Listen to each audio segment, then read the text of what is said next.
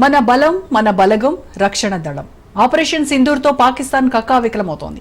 Army దెబ్బతో గజగజ వణికిపోతోంది. అత్యాధునిక అధునాతన రక్షణ వ్యవస్థను చూసి ప్రపంచ దేశాలు ఆశ్చర్యపోతున్నాయి. శత్రు వ్యూహాలను ఎప్పటికప్పుడు తిప్పికొడుతోంది భారత సైన్యం. ఇప్పటికే చైనాకు చెందిన PL-15 క్షిపణి అంతు చూశాం. టర్కీ డ్రోన్లను పేల్చేశామంటోంది ఇండియన్ ఆర్మీ. దాయాది ఎత్తులను ఎప్పటికప్పుడు తిప్పికొట్టింది భారత్. షరీఫ్ దుశ్చర్యలకు ఆర్మీ ధీటుగా సమాధానమిచ్చింది.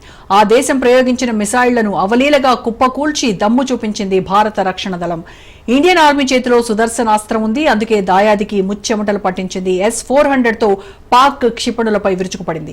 S-400 400 కిలోమీటర్ల వరకు పరిధి కలిగి ఉంది. ఒకేసారి 36 లక్ష్యాలను ఛేదించగల సామర్థ్యం S-400 ప్రత్యేకత. తాజాగా బ్రహ్మోస్ బ్రహ్మాస్త్రాన్ని సంధించింది. పూర్తి ఇన్ఫర్మేషన్ మా ప్రతినిధి మహేందర్ లైవ్ లో అందిస్తారు. మహేందర్, భారత రక్షణ వ్యవస్థ అగ్రరాజ్యాల సరసన చేరినట్టేనా?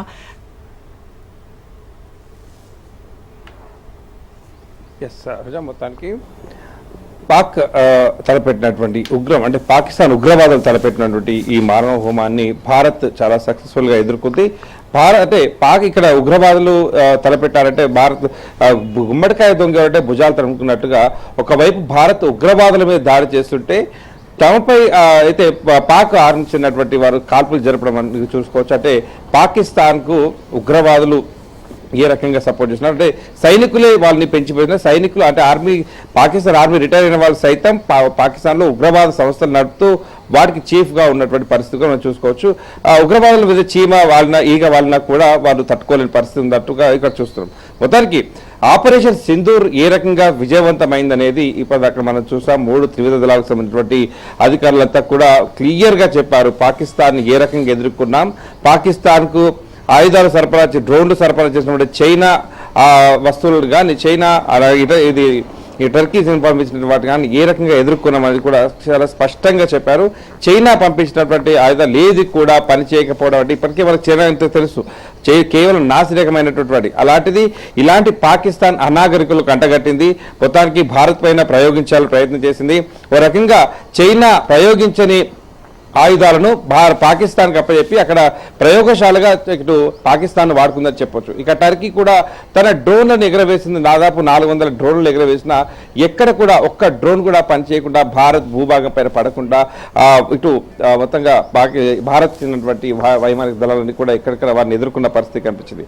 ఇక ఎప్పుడెప్పుడు ఆపరేషన్ సింధూర్ గురించి అప్డేట్స్ అన్నట్టు ఆపరేషన్ సింధూర్ ఏం చెప్పబోతుంది, పాకిస్తాన్తో చిరకాల వాంఛ అంటే పాకిస్తాన్తో వైరం ఉండకూడదు, పాకిస్తాన్ ప్రపంచ పటం నుంచే వెలుగుదల అవకాశం వచ్చింది. ఇంత మనం పూర్తిగా బలంగా ఉన్నాం, ఆయుధ సంపత్తి కలిగి ఉన్నాం, ఇటు సైనిక సంపద కలిగి ఉన్నాం. మరి ఇలాంటి సమయం ఇక మళ్ళీ రాదు, ఇప్పుడే POKను కూడా దక్కించుకోవాలి అన్నట్టు భారతీయుడు ఒక ఉత్కంఠ వాతావరణంతో ఉత్కంఠ భరితంగా ఈ యుద్ధాన్ని అయితే చూశారు. కానీ చివరికి పాకిస్తాన్ ఏం చేసింది, తన దగ్గర ఆయుధ సంపద లేక సైనిక సంపద లేక ఇటు భారత్ ఎదుర్కోలేక భారత్ దెబ్బ మీద దెబ్బ కూడా తట్టుకోలేక అమెరికా వంటి దేశాల వద్దకు వెళ్ళి మోకరిల్లి ఇలాంటి సమయంలో తమకు ప్రాణాలను సైతం నిలబెడితే చాలు అన్నట్టుగా శరణు కోరింది. ఇప్పుడు ఇటు ధర్మయుద్ధం చేసినటువంటి భారత్ మాత్రం ఓకే ఎవరు చెప్పినా వింటాం, కానీ పాకిస్తాన్ ఉగ్రవాదులను మాత్రం ఎట్టి పరిస్థితుల్లో వదలబోము. పాకిస్తాన్ చివరి ఉగ్రవాది చనిపోయే వరకు కూడా ఈ యుద్ధం అనేది కొనసాగుతూనే ఉంటుంది. కేవలం భారత్ తలపెట్టింది ఉగ్రవాదుల మీద దాడిని మాత్రమే. పాకిస్తాన్లోని సైనికుల పైన కావచ్చు, పౌరుల మీద కావచ్చు, ఆస్తుల మీద కావచ్చు, ఇటు ఏ బేస్ అంటే ఏదైనా సరే ఆయుధ సంపద మీద కావచ్చు ఎలాంటి వాటిపైన పాకిస్తాన్ను మేము టార్గెట్ చేయలేదు, మా టార్గెట్ ఉగ్రవాదులు మాత్రమే అనేటట్టుగా భారత్ మొదటి నుంచి కూడా స్పష్టంగా చెప్తుంది. ఆ రకంగా దాడి చేసింది. దాదాపు 9 స్థావరాల్లో 100 మందికి పైగా ఉగ్రవాదులను అంటే కనుమరుగయ్యేలా చేసింది.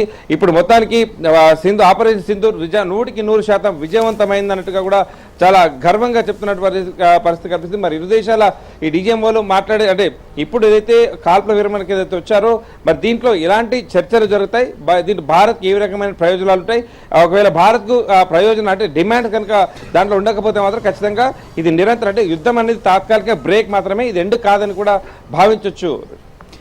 మహేందర్, అయితే ఇప్పుడు ఆపరేషన్ సింధూర్ తర్వాత మనకున్నటువంటి అస్త్రాలతో భారత్ ఇంకా స్ట్రాంగ్ గా తయారయ్యేటువంటి ఛాన్స్ ఉందా? భారత్ వైపు ఇక ముందు భవిష్యత్తులో ఎవరైనా చూడాలంటే కూడా ఏ దేశమైనా భయపడాల్సేటువంటి పరిస్థితి ఉందంటారా ఇప్పుడు?